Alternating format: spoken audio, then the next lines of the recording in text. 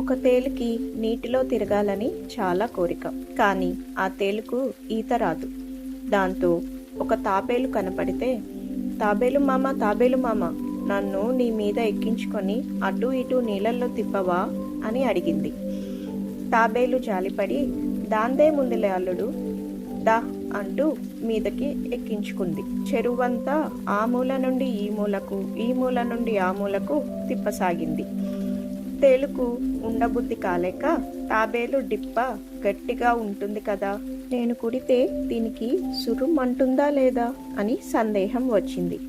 వెంటనే తాబేలును కుట్టసాగింది. నొప్పికి తట్టుకోలేక ఆ తాబేలు, అల్లుడు ఎందుకలా కుడుతున్నావు అని అడిగింది.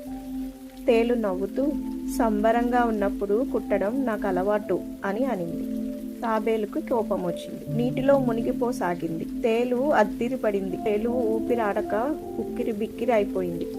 తాబేలు మామ, ఎందుకలా మునుగుతూ లేస్తున్నావు అని అడిగింది.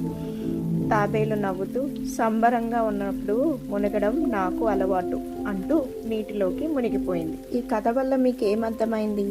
ఇతరులకు హాని చేస్తే మనకు అదే తిరిగి హాని కలుగుతుంది. ఈ కథ మీకు నచ్చినట్టయితే లైక్ చేయండి, మరొకరికి షేర్ చేయండి.